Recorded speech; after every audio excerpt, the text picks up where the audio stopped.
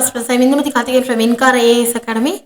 Today we are going to see about the 9th December current affairs. The topic taken from the Delhi edition. The topic is the issues of India economy, uh, growth versus emissions. This topic comes under our GS3. That part is Indian economy and issues relating to planning and mobilization, and also GS3 conservation, environmental pollution.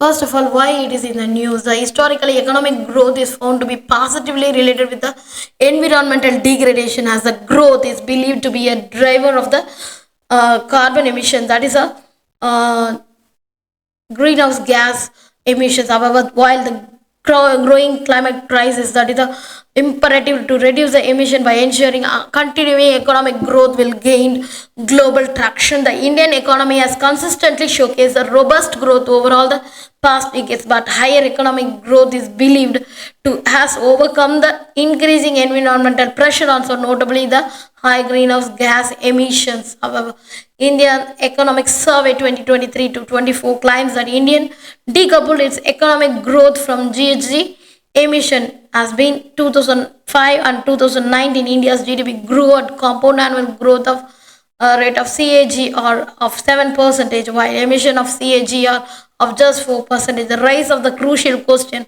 has been really decouple the economic growth from GHG emission, and also what does the mean the sustainable development. These are the discussion today in the editorial topic, that is a why it is happened, that how it is related to the emission.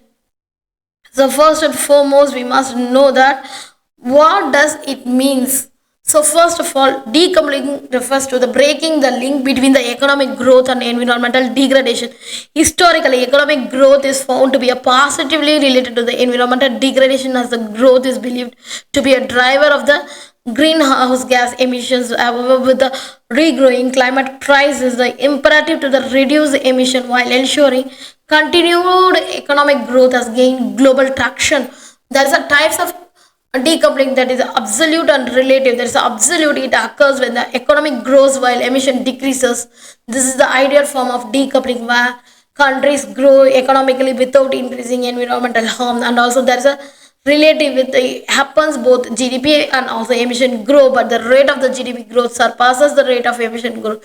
While the signify that progress, at the same time it acknowledges the emission continues to rise. And also there is an importance of the decoupling the economic growth and GHG emission. There is a decoupling of economic growth and GHG emission is an important thing. On the other hand, the sustainable growth and development, a way for the nation to know there is a grow and improve living standard without exacerbating the climate change. The green growth, the proponent of the green growth argues that there is even increase the green economic growth while reducing the environmental harm.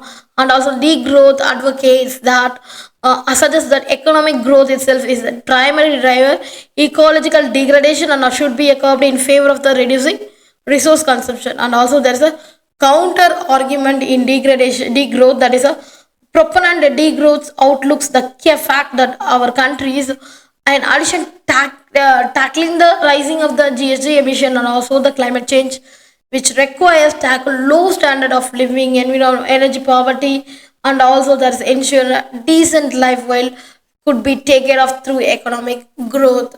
So there is a important claim, that decoupling claim in Indian Economic Survey. India's decoupling coupling made in the economic survey concept from the comparing GDP economic growth rate between 2005 and 2019.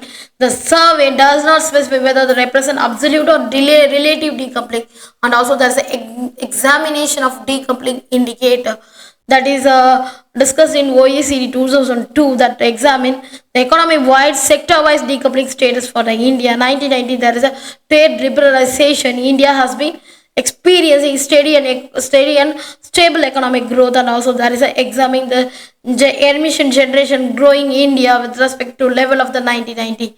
So the economy-wide decoupling the status, that is a absolute decoupling in India, that India grown in much higher pace than the GHG emission in the country, indicating economy-wide relative decoupling. And also there's a sector-wise decoupling status, that is a agriculture, manufacturing, and also the major contribution of emission of generation in India. It is important to understand whether the sectors have also achieved the decoupling or not.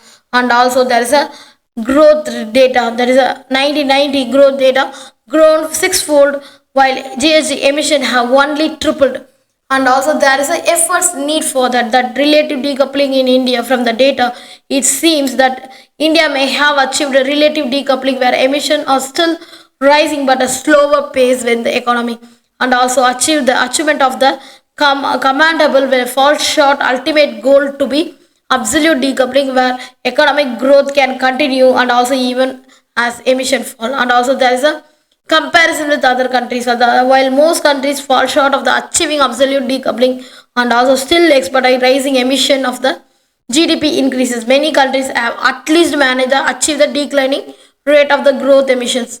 There is an emission. India is developing country which has not even picked the emission yet. Emission are expected to increase the economic growth, and also there is a achieving absolute decoupling is not going to happen anytime soon. So India's relative decoupling is a step right direction to path. The absolute decoupling is still long and also complex journey. So we must make the effort and for a significant challenge for us. So there is a policy and measures for support renewable energy mission and also mitigation and also for the sustainable development will be crucial to ensuring the economic growth and also environmental prevention can coexist, ensuring the prosperous and sustainable future for India. Thank you so much.